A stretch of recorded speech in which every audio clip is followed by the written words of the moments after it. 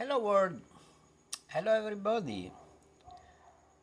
Today, here we are again, but let's go for something different, but of a paramount importance to understand what is the language, from where he start, he born. It's like when we are demanding answers from the origins of the universe. It's something I put on the same level. Here it is.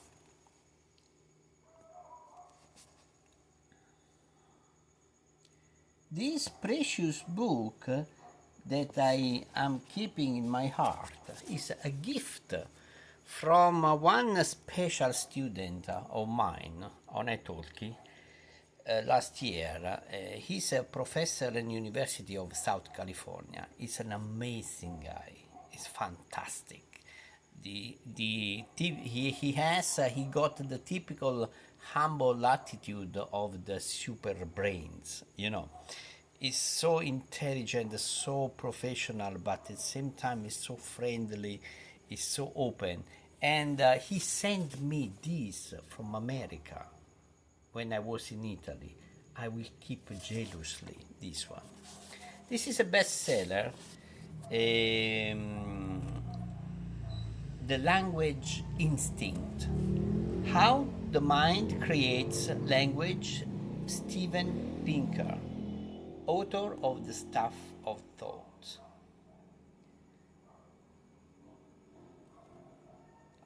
Here we go. The language instinct. An instinct to acquire an art. Today, no digital. Today, let's go with the traditional. I love this. And I am a fan of digital, of computer. I'm fan, but sometimes when it comes to music and language, it's not really the best, in my opinion. So, as you're reading these words, you are taking part in one of the wonders of the natural world. It's a good start.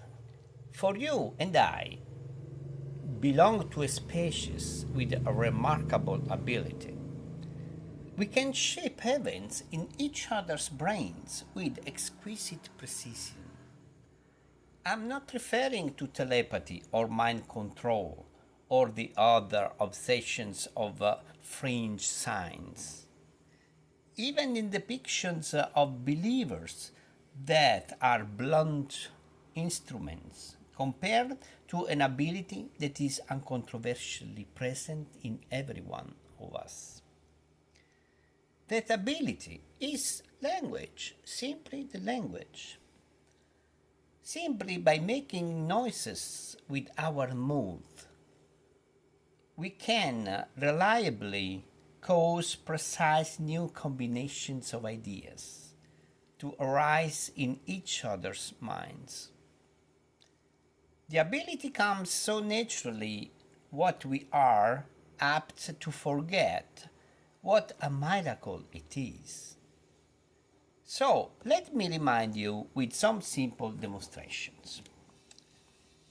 Asking you only to surrender your imagination to my words for a few moments. I can cause you to think some very specific thoughts.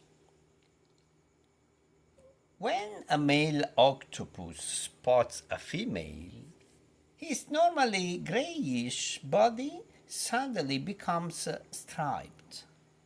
He swims above the female and begins caressing her with 7 on his arms. If she allows this, he will quickly reach toward her and slip his 8th arm into her breathing tube. I remember this in some documentary. A series of sperm packets moves slowly through a groove in his arm, finally to slip into the mantle cavity of the female. That's the best part, when you have to flip the pages. Ah, come on, guys. Yeah, okay, Kindle, Amazon, it's all right, white paper, but come on. Cherries jubilee on a white suit, wine on an altar cloth. Apply club soda immediately. It works beautifully to remove the stains from fabrics. When Dixie opens the door to Tad, she is stunned because she thought he was dead. She slams it in his face and then tries to escape. However, when Tad said, "I love you," she lets him in. Tad comforts her and they become passionate. I love to associate this second thought to the octopus, to the love story, to the copulation of the octopus. It sounds nice, you know. When Brian interrupts, Dixie tells a stunned Tad that she and Brian were married early that day. With much difficulty, Dixie informs Brian that things are nowhere near finished between her and Tad. Then she spills the news that Jamie is Tad's son. "My what?" says a shocked Tad.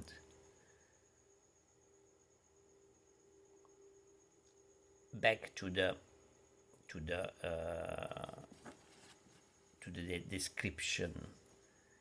Think about what these words have done. I did not simply remind you of octopuses. In the unlikely event that you ever see one develop stripes, you now know what will happen next. Perhaps the next time you are in the supermarket, you will look for club soda, one out of the tens of thousands of items available, and then not touch it until a month later, when a particular substance and a particular object accidentally come together. You now share with millions of other people the secrets of protagonists in a world that is the product of some stranger's imagination. The daytime drama, All My Children. True, my demonstrations depended on our ability to read and write, and this makes our communication even more impressive by bridging gaps of time, space, and acquaintanceship.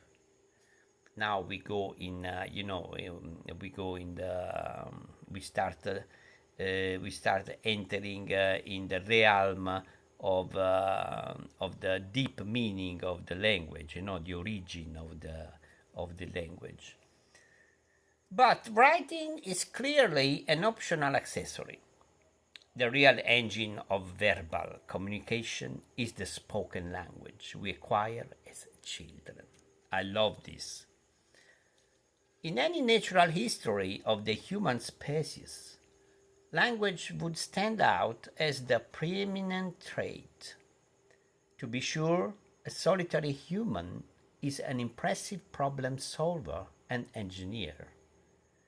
But a race of Robinson Crusoe would not give an extraterrestrial observer all that much to remark on. What is truly arresting about our kind is better captured in the story of the Tower of Babel, in which humanity, speaking a single language, came so close to reaching heaven that God himself felt threatened. I love this. A common language connects the members of a community into an information sharing network with the formidable collective powers. Anyone can benefit from the strokes of genius lucky accidents, and trial and error wisdom accumulated by anyone else, present or past. And people can work in teams, their efforts coordinated by negotiated agreements. As a result, Homo sapiens is a species like blue-green algae and earthworms that has wrought far-reaching changes on the planet. Archaeologists have discovered the bones of 10,000 wild horses at the bottom of a cliff in France. The remains of herds stampeded over the cliff top by groups of Paleolithic hunters 17,000 years ago. These fossils of ancient cooperation and shared ingenuity may shed light on why saber-toothed tigers, mastodons, giant woolly rhinoceros, and dozens of other large mammals went extinct around the time that modern humans arrived in their habitats. Our ancestors apparently killed them off, and the story gets repeated. Language is so tightly woven into human experience that it is scarcely possible to imagine life without it. Chances are that if you find two or more people together anywhere on earth, they will soon be exchanging words. I love this. When there is no one to talk with, people talk to themselves, to their dogs, even to their plants. In our social relations, the race is not to the swift but to the verbal.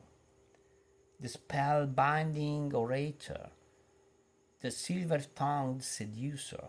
I love this, silver-tongued seducer. The persuasive child who wins the battle of wills against and brawnier parent. Amazing, love, absolutely truth. Aphasia, the loss of language following brain injury, is devastating.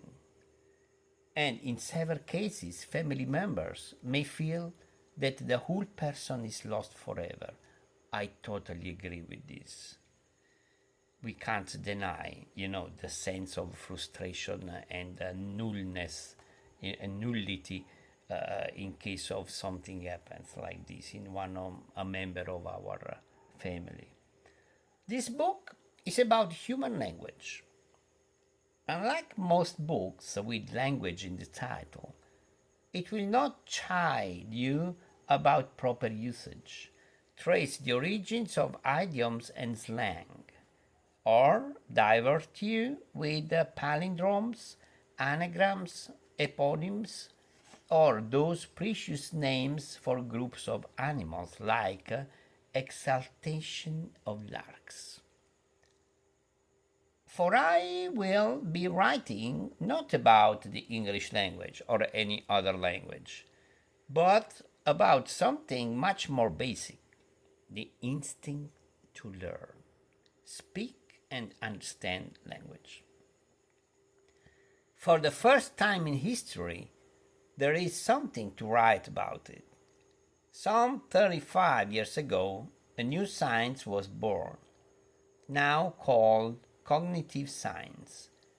It combines tools from psychology, computer science, linguistics, philosophy, and neurobiology to explain the workings of a human, page 4, flipping, please, intelligence. The science of language in particular has been spectacular advances in the years since. There are many phenomena of language that we are coming to understand nearly as well as we understand how a camera works or what the spleen is for.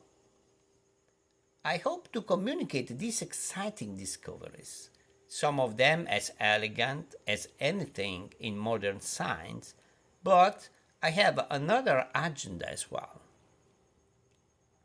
The recent illumination of linguistic abilities has revolutionary implications for our understanding of language and its role in human affairs, and for our view of humanity itself.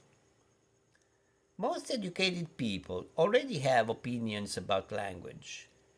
They know that it is man's most important cultural invention, the quintessential example of his capacity to use symbols, and a biologically unprecedented, even irrevocably separating him from other animals. That's obvious, no? They know that language pervades thought, with different languages causing their speakers to construe reality in different ways. They know that children learn to talk from role models and caregivers. They know that grammatical sophistication used to be nurtured in the schools, but sagging educational standards and the basements of popular culture have led to a frightening decline in the ability of the average person to construct a grammatical sentence. Ah, amara verità. such a reality. They also know that English is a zany, logic-defying tongue, in which one drives on a parkway and parks in the driveway, plays at a recital and recites at a play. Nice one. They know that English spelling takes such wackiness to even greater heights. George Bernard Shaw complained that fish could just as sensibly be spelled goatee, G-H as in dog, O as in women, T as in nation, and that only institutional inertia prevents the adoption of a more rational, spell it like it sounds system. In the pages that follow, I will try to convince you that every one of these common opinions is wrong, and they are all wrong for a single reason. Language is not a cultural artifact that we learn the way we learn to tell time or how the federal government works. I love this. Fantastic. Instead, it is a distinct piece of the biological makeup of our brains. Language is a complex, specialized skill which develops in the child spontaneously, without conscious effort or formal instruction, is deployed without awareness of its underlying logic, is qualitatively the same in every individual, and is distinct from more general abilities to process information or behave intelligently. For these reasons, some cognitive scientists have described language as a psychological faculty, a mental organ, a neural system, and a computational module. Beautiful description. But I prefer the admittedly quaint term instinct. It conveys the idea that people know how to talk in more or less the sense that spiders know how to spin webs. Web spinning was not invented by some unsung spider genius and does not depend on having had the right education or on having an aptitude for architecture or the construction trades. Rather, spiders spin spiders' webs because they have spider brains, which give them the urge to spin and the competence to succeed. Surviving tricks. A dog there are differences between verbs and words. I will encourage you to see language in this way, for it helps to make sense of the phenomena we will explore. Thinking of language as an instinct inverts the popular wisdom, especially as it has been passed down in the canon of the humanities and social sciences. Language is no more a cultural invention that is upright posture. It is not a manifestation of a general capacity to use symbols. At 3 years old, we shall see, is a grammatical genius, but is quite incompetent at the visual arts, religious iconography, luckily, traffic signs, and the other staples of the semiotics curriculum.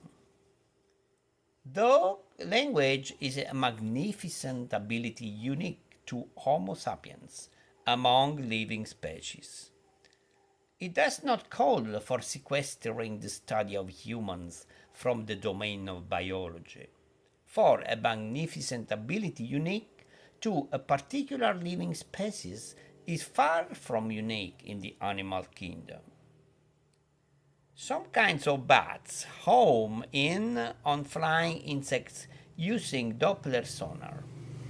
Some kinds of migratory birds navigate thousands of miles by calibrating the positions of the constellations against the time of day and year.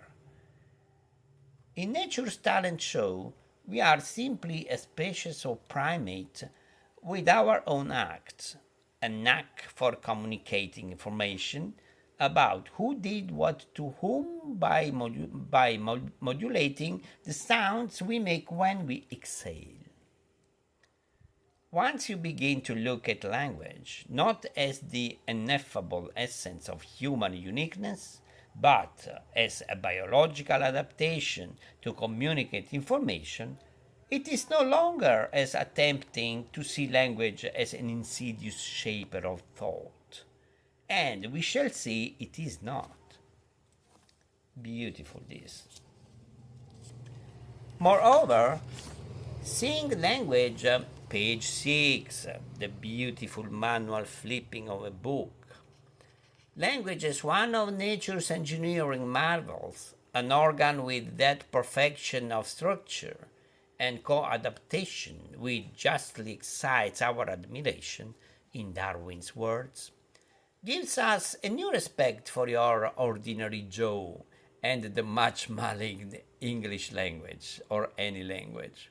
Hey Joe! The complexity, you know what, this Hey Joe I found also here in Philippines. The young boy, they call the foreigners cano. Americano, American cano, because they are adjusted, with soldier, with the NATO, with the American military base. So, and even to me, sometimes they hey cano, Americano, Joe, hey Joe. The complexity of language, from the scientist's point of view, is part of our biological birthright. It is not something that parents teach their children or something that must be elaborated in school, as Oscar Wilde said. Education is an admirable thing, but it is well to remember from time to time that nothing that is worth knowing can be taught. A preschooler's tacit knowledge of grammar is more sophisticated than the thickest style manual or the most state-of-the-art computer language system. Yes, I love this. And the same applies to all healthy human beings. Even the notorious syntax fracturing professional athlete and the, like inarticulate teenage skateboarder. Finally, since language is the product of a well-engineered biological instinct, oh, mamma mia, how I'm loving this part. Amazing. We shall see that it is not the naughty barrel of monkeys that entertainer columnists make it out to be. I will try to restore some dignity to the English vernacular And we'll even have some nice things to say about its spelling system. The conception of language as a kind of instinct was first articulated in 1871 by Darwin himself. In The Descent of Man, he had to contend with language because its confinement to humans seemed to present a challenge to his theory. As in all matters, his observations are uncannily modern.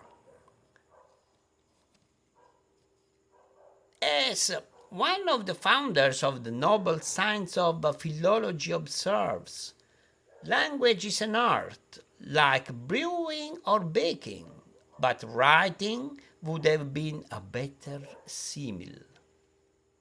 It certainly is not a true instinct, for every language has to be learned.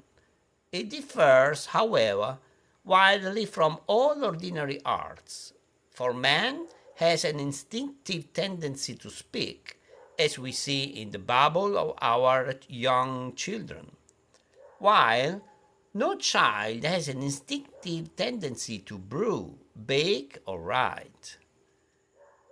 Moreover, no philologist now supposes that any language has been deliberately invented. It has been slowly and unconsciously developed by many steps.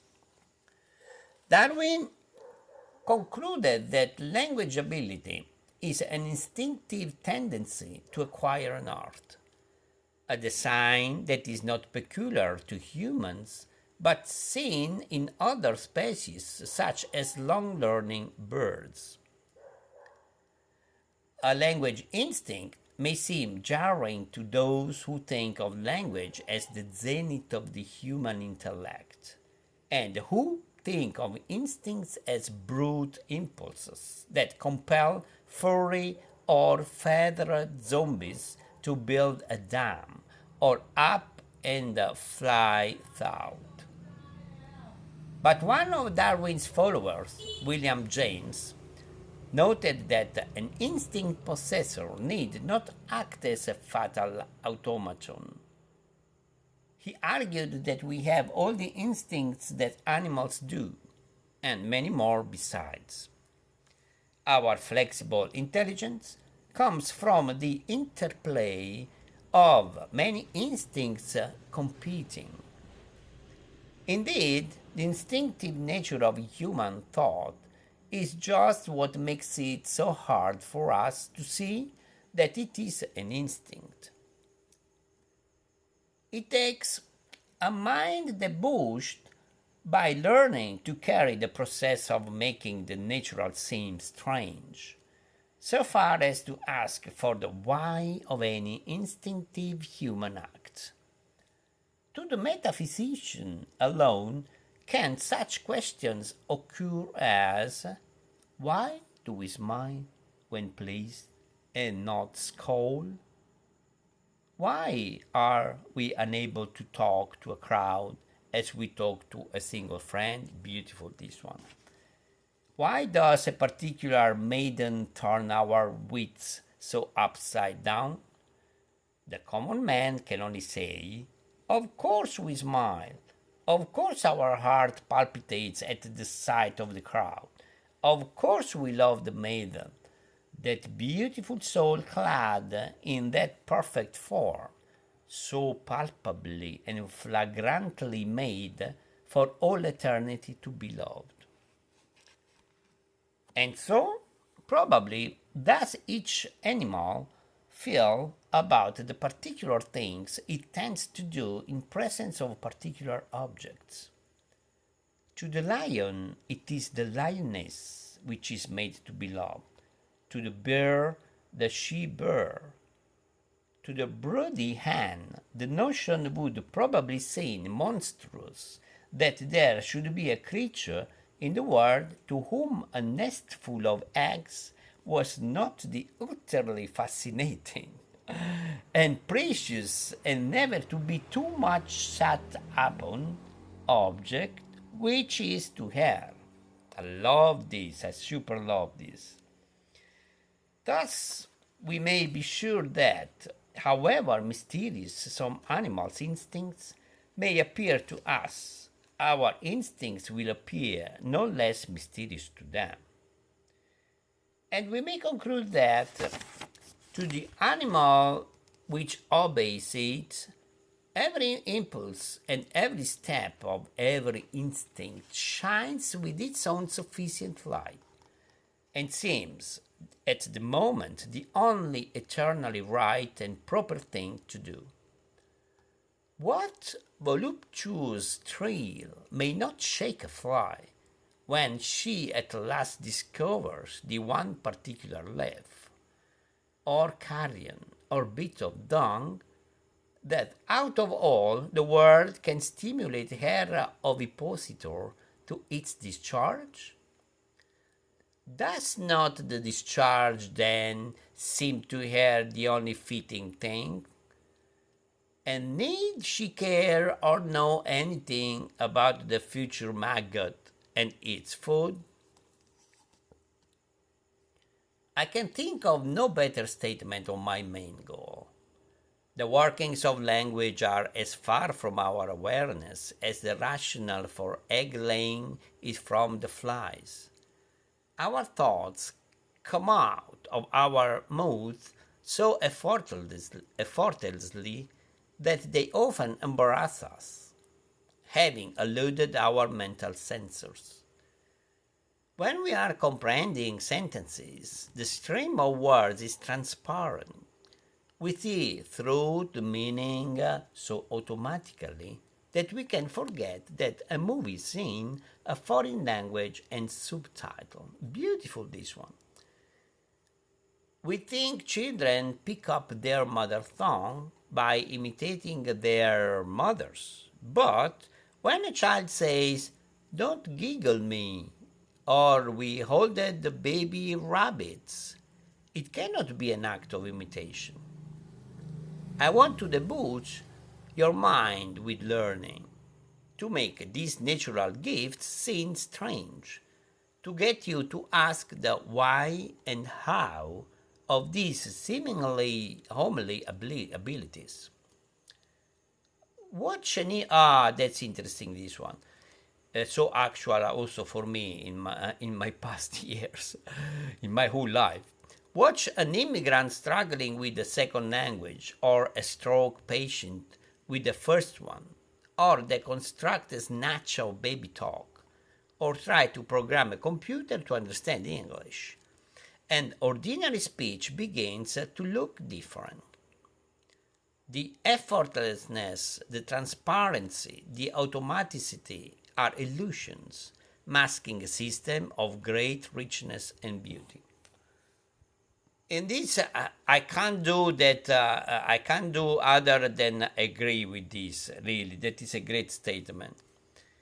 In this century, the most famous argument that language is like an instinct comes from Noam Chomsky, the linguist who first unmasked the intricacy of the system, and perhaps the person most responsible for the modern evolution in language and cognitive science.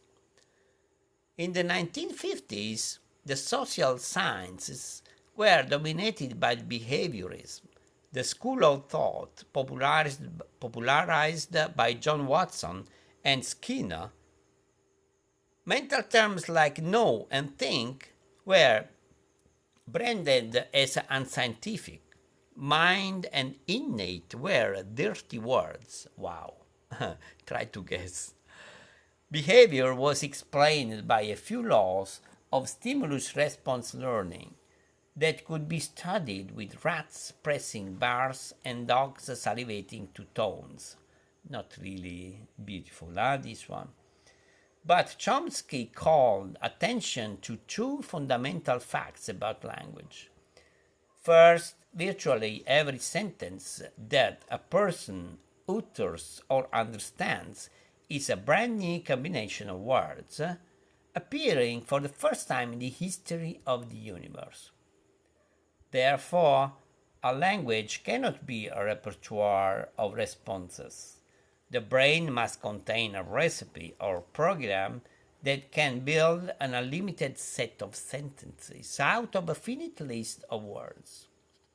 That program may be called a mental grammar, not to be confused with pedagogical or stylistic grammars, which are just guides to the etiquette of written prose.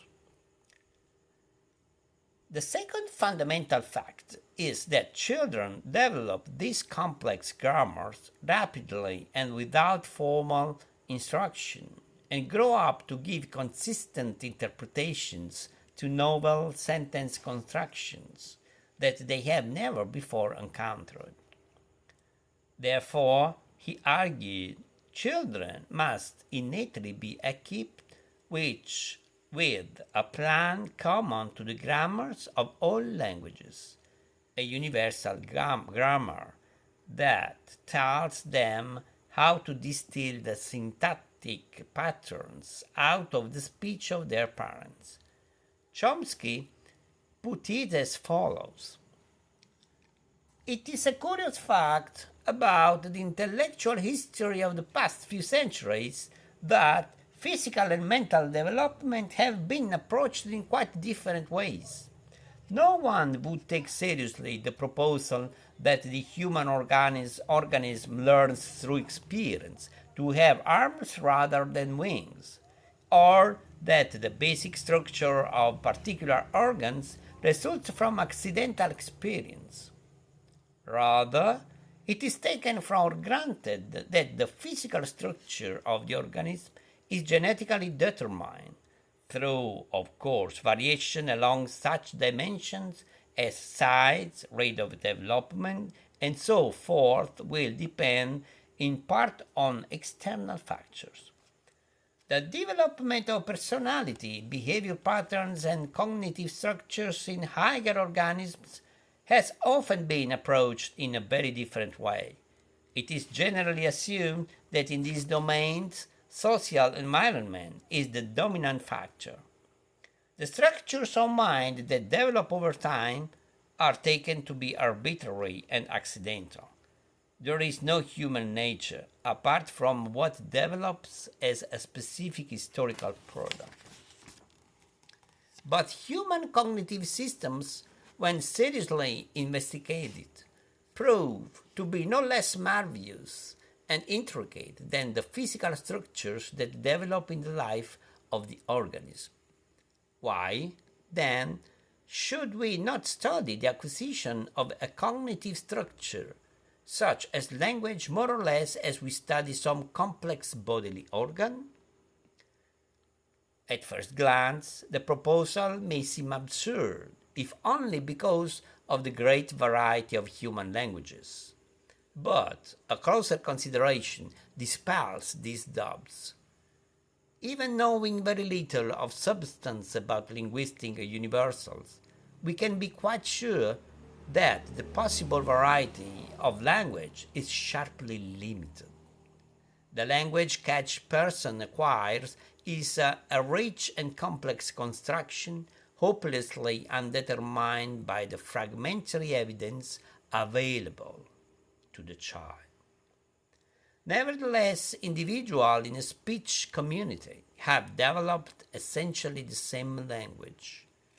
This fact can be explained only on the assumption that these individuals employ highly restrictive principles that guide the construction of grammar. Page 10, end of the reading session of this wonderful, surprising book. I think this is one of those books that should be read from everybody. No, so I thanks again with deep on my heart, my dear friend, Professor Thomas from Los Angeles. He's an amazing person. Hi, Tom. Thanks very much again. Love you. Jealously. I will always take with me as the perfect memory of my work on iTalki. All right, guys. Thank you very much, and most of all, thanks so much to be so patient with my boring and long. But guys, the purpose of my channel is to dig deep, to surf in everything in that ocean that is the language understanding, and so in discriminating in all directions, and also because it's my passion. I mean to say, I'm not a polyglot, and I'm not even good at my own language, perfect. But I like so much. I really love, especially digging in the origin, the roots, and so and so. All right, guys, thank you very much, and see you next. Bye. Ciao.